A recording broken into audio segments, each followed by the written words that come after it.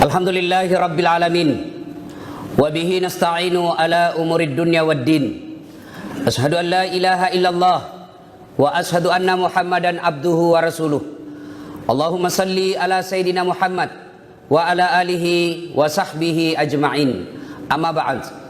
Faqad qala Allah subhanahu wa ta'ala fi kitabil karim wa huwa asdaqul qailin. A'udzu billahi minasyaitonir rajim. Bismillahirrahmanirrahim. Ya ayyuhalladzina amanu taqullaha haqqa tuqatih wa la tamutunna illa wa antum muslimun. Wahai orang-orang yang beriman, bertakwalah kalian kepada Allah dengan sebenar-benarnya takwa, dan janganlah kalian mati kecuali dalam keadaan beragama Islam. Wa qala idzan bismillahirrahmanirrahim. Ya ayyuhalladzina amanu dukhulu fis silmi kaffatan wa la tattabi'u khutuwatis syaitan innahu lakum aduwwum mubin. Wahai orang-orang yang beriman, masuklah engkau ke dalam Islam secara sempurna, dan janganlah engkau ikuti langkah-langkah setan, karena sesungguhnya setan itu musuh yang nyata bagi kalian. Wa qala idzan bismillahirrahmanirrahim. Innallaha wa malaikatahu yusalluna 'alan nabi. Ya ayyuhalladzina amanu sallu 'alaihi wa sallimu taslima. Sesungguhnya Allah dan para malaikatnya bersalawat kepada Rasulullah Muhammad sallallahu alaihi wasallam. Maka wahai orang-orang yang beriman, bersalawatlah kalian kepada Rasulullah dengan sebaik-baik salawat. Sadaqallahul adzim, maha benar Allah dengan segala firman-Nya. Ma'asyiral muslimin, sidang jamaah salat Jumat yang insya Allah dimuliakan dan dirahmati oleh Allah Subhanahu wa taala. Kita umat Islam, setidaknya dalam sehari Allah memanggil kita untuk meraih kemenangan. 24 jam Allah memanggil kita untuk meraih kesuksesan melalui azan minimal 5 kali. Dan kemenangan ini adalah tujuan dari semua manusia. Kemenangan semua ingin meraihnya. Tidak orang kaya, orang miskin, pegawai, pengusaha, semua ingin meraih kemenangan. Lalu yang jadi masalah, bagaimana sesungguhnya meraih kemenangan itu? Karena dalam kemenangan kita akan mendapat ketenangan jiwa, dan dalam ketenangan jiwa kita akan mendapat kebahagiaan. Dan kebahagiaan ini adalah cita-cita semua manusia. Mau Islam non Muslim pasti ingin bahagia. Sebaliknya, kekalahan menimbulkan kegelisahan, dan kegelisahan sumber penderitaan jiwa. Dan ketika juga kita sudah menderita, pasti kita tidak bisa bahagia. Oleh karena itu, Allah paham sekali bahwa semua manusia ingin bahagia. Maka Allah mengajaknya, hambaku sini kok, saya kasih kau kebahagiaan. Dan bagaimana sesungguhnya meraih kebahagiaan itu? Allah dalam Al-Quran, dalam awal-awal surah Al-Baqarah, Allah jelaskan orang-orang yang mau meraih kemenangan itu antara lain. Yang pertama, orang yang mau menang itu, orang yang meraih kemenangan sukses, tidak ada pilihan lain kecuali bertakwa kepada Allah. Kalau mau menang, mau bahagia, mau tentram, pilihannya hanya satu, bertakwa kepada Allah Subhanahu wa taala. Itulah sebabnya setiap pejabat Republik Indonesia yang mengklaim dirinya beriman kepada Allah, percaya kepada Quran dan Sunnah, ketika mereka dilantik menjadi seorang pejabat, maka Quran akan ada di sampingnya dan dia akan berkata, bertakwa kepada Allah Subhanahu wa taala. Lalu siapa sesungguhnya orang-orang bertakwa itu? Orang-orang bertakwa yang ingin meraih kemenangan. Awal-awal Al-Baqarah menjelaskan, orang bertakwa itu yang ingin meraih kemenangan, yang pertama, alladzina yu'minuna bil ghaib. Mereka beriman kepada alam gaib. Apa hubungannya kebahagiaan dengan alam gaib? Bayangkan Pak, berapa banyak orang masuk penjara, malu satu keluarga, hina hidupnya, dimaki, hilang status sosialnya, direbut kebahagiaannya. Kenapa? Karena dia masuk penjara. Untuk menghindari ini, maka negara menginisiasi, kantor-kantor menginisiasi membuat CCTV agar bisa dikontrol, dilihat kalau kau mau berbuat jahat. Tapi ternyata CCTV tidak bisa mencegah kita 100%. CCTV hanya bisa mengontrol kita di kantor. Tapi ketika kita sudah keluar dari kantor, tidak ada lagi CCTV. Maka ternyata CCTV tidak bisa menjamin kebahagiaan kita. Lalu Allah menghadirkan, kalau kau mau bahagia, hindari maksiat. Dan orang yang menghindari maksiat, kalau motivasinya hanya karena CCTV, maka dia bisa maksiat di toilet. Maka dia bisa maksiat di dalam kamarnya yang tidak ada CCTV-nya. Tapi kalau dia percaya kepada alam gaib, maka dia di mana dan kapan saja dia tidak melakukan. Kenapa? CCTV tidak melihatnya, tapi rakit dan atid mencatatnya dan close up. Orang yang mau bahagia, menghindari penjara, menghindari nista. Dan cara menghindari nista, kalau kalian percaya kepada waskat, pengawasan malaikat. Alam gaib, diantaranya alamnya para malaikat, alamnya iblis, alamnya jin. Kita percaya bahwa ada alam gaib. Tidak berarti kita menyembah-nyembah kepada alam gaib ini. Kita hanya percaya bahwa ada alam jin, ada alam iblis, ada alam syaitan. Kita hanya percaya. Tapi kita tidak boleh percaya bahwa kekuatan iblis, jin, dan pasukannya mengalahkan kekuatan Allah. Dan itu jin selalu menggoda kita. Bapak ketika ada di warkop tadi, itu jin nagoda ki. Jam aku dulu, silama. Selesai pi khotbah kau datang. Itu jin, iblis. Sebentar pi, masih lama hujan nih, gerimis sih. Tunggu-tunggu kau selesai hujan. Tapi alhamdulillah Bapak bisa hadir, dan orang yang lebih depan di sini Pak lebih besar pahalanya daripada yang di belakang. Bapak datang di sini duduk, apa iblis berhenti menggoda? Tidak, nagoda ki lagi bos. Jam aku dengar ceramah, jam aku dengar ceramah, jam aku dengar ceramah. Pegang HP-mu, pegang HP-mu. Itu iblis. Dan kita harus tahu bahwa iblis selalu berupaya menggoda kita agar kita tidak maksimal beribadah. Jumat-Jumat orang sholat Jumat Pak, tapi tanda-tandai saya itu yang selalu terlambat. Itu terulang-ulang itu. Coba mungkin paling terlambat datang, paling cepat pulang. Orang khotbah dia mau WhatsApp atau tidur, baru mau masuk surga. Kalau mau bahagia, percaya pada alam gaib. Orang jadi PNS, kalau dia motivasinya alam gaib adalah alam akhirat. Dia percaya alam akhirat. Maka dia pegawai negeri. Apakah pegawai kontrak, honor? Tapi kalau dia bekerja motivasi lillahi ta'ala, ada kepala dinasnya, ada pak camatnya, ada wali kotanya atau tidak, dia tetap bekerja maksimal. Kenapa? Dia bukan cari muka sama manusia. Orang yang cari muka, bekerja karena cari muka, capek Pak. Demi Allah, Bapak capek kalau cari muka sama pimpinan. Kenapa? 10 nasuruh ki kerja. Kerja kau ini 10, kasih baik. 9 cocok, 1 yang salah, yang 1 nak persoalkan. Bodoh memang kau ini. Tapi kalau Bapak kerja lillahi ta'ala, Bapak akan mendapat kebahagiaan. Karena evaluasinya, saya bukan mencari mukanya wali kota, saya bukan mencari mukanya kepala dinasku, tapi saya mencari ridha Allah. Maka orang yang percaya alam gaib, maka dia akan bekerja dengan langkah kakinya sebelum keluar rumah. Inna salati wa nusuki wa mahyaya wa mamati lillahi rabbil alamin. Dia akan berucap itu, berikrar kepada Allah.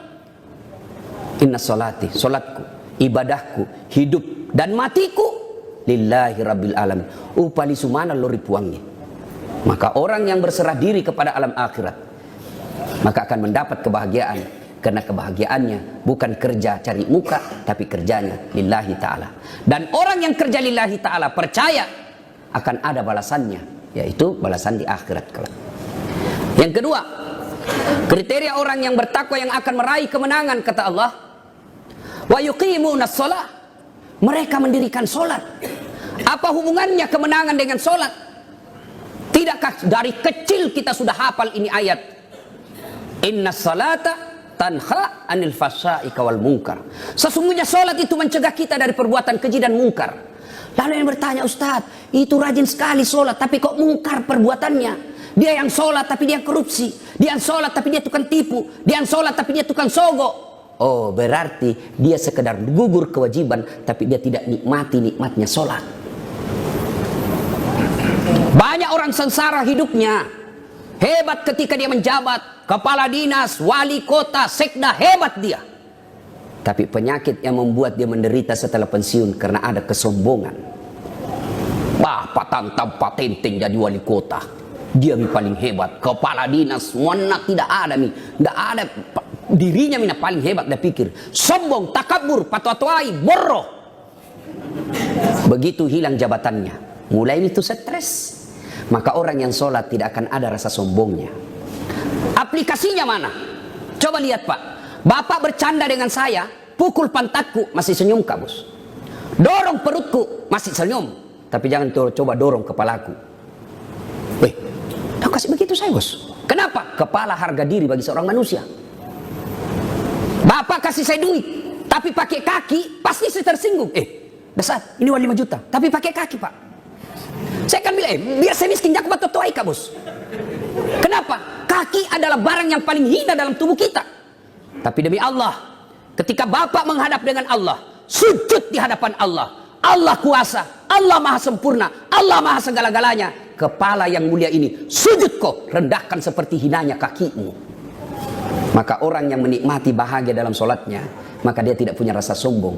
Dan sombong inilah Pak, yang membuat Qarun, membuat Fir'aun, membuat Namrud haram masuk surga dan diabadikan dalam neraka. Kenapa? Bukan karena dia bodoh, bukan karena dia miskin, bukan karena dia terbelakang mental, tidak. Tapi apa? Dia cerdas, bangsawan, banyak duitnya, tapi sombong. Haram kalian masuk surga. Maka orang yang baik sholatnya mestinya tidak punya rasa sombong. Lalu dalam sholat kita diajarkan, kalau kau mau sempurna sholatmu, matamu jangan seperti mata pencuri. Sujud kau. Ketika kau berdiri, maka lihat apa yang kamu sujuti. Kepalamu tinggi, tapi matamu tunduk ke bawah apa yang kamu sujuti. Artinya, orang yang baik sholatnya, ketika dia kaya, dia bisa lihat orang miskin yang ada di bawahnya, dia tolong.